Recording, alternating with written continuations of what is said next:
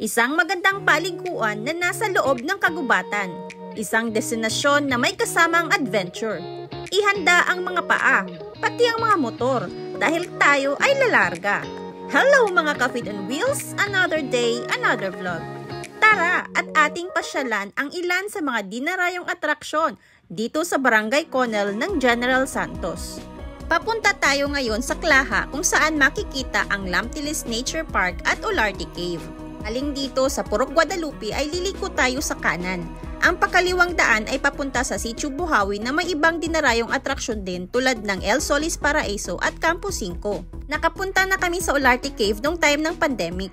Sa sobrang tagal ay nakalimutan ko nga na medyo challenging pala ang daan, lalo na itong paakyat.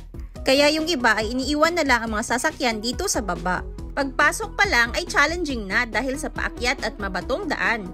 Ang rutang ito ay para sa may kursunada lang at mahilig sa trail. Medyo kinakabahan nga kami dahil baka ma-flat or masira ang dala naming motor. Hindi kasi ito pang trail. Natakot, na natawa, na kinaya ng Mio ang daan. Mio lang talaga ang sakalam. Kung medyo alanganin ay pwede ka namang mag-hike. For sure ay di ka maboboard kasi maganda ang tanawin. Nasa mahigit kumulang 1 kilometer na lang yata ang layo ng Lamtilis na may walking time na 20 to 30 minutes depende sa pacing nyo. Pang one way lang talaga ang daan kaya pag may makasalubong kang sasakyan ay talagang mapapahinto ka. In fairness, marami-rami din kaming nakasalubong na nagmomotor. Medyo okay naman ang daan sa unahan dahil di na masyadong mabato pero maiilang may tubig. Buti na lang at maraming puno at malamig ang hangin kaya kahit ganito ang estado ng daan ay mag-e-enjoy ka pa rin. Kahit mag-hike ay okay pa rin. Akala ko tapos na ang challenge, meron pa pala tayong daraanan na maliit na river. Kaya kung pupunta ka dito, dala ka ng tsinelas ha kasi mapapahike ka talaga lalo na kung mataas ang tubig. Sobrang mabato ang part na ito. Mapapalakad ang mga angkas dahil kawawa talaga ang motor. Kakayanin pa kaya ito ng Mio? Abangan!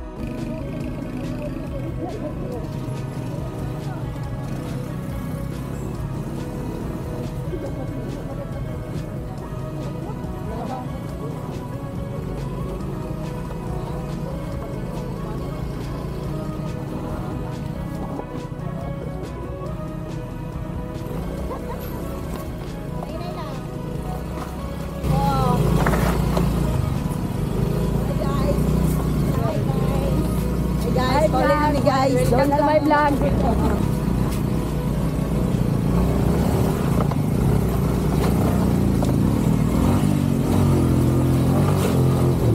Talagang kinaya. Mio lang talaga ang sakalam. Galing. Representing the back rides. Lakad-lakad muna kami. We survived the second challenge. Malalaman mong malapit ka na sa Lamtilis pag nakita mo itong mga pader na gawa sa kahoy. Kahoy ba yan or kawayan? Basta. Pader. At finally, nakaabot din kami dito sa Lamtilis Nature Park. Matagal na ang resort pero panandali ang nagsara at kaka-reopen lang. May entrance fee pala dito na 50 pesos bawat tao. Ang daming nakaparadang motor. Ang dami na ding tao sa loob. Medyo nagulat nga kami dahil hindi namin in-expect ang ganitong karaming tao.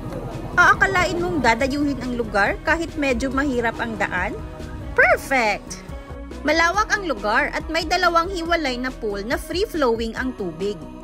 Dinarayo ang lugar dahil sa malamig nitong tubig na sakto sa mainit na panahon.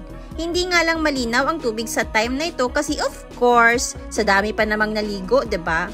Pero on regular days, malinaw naman talaga ang tubig dito. Kaya kung ayaw mo ng maraming tao, pumunta ka dito early in the morning or during weekdays para mas sulit ang iyong pagpunta.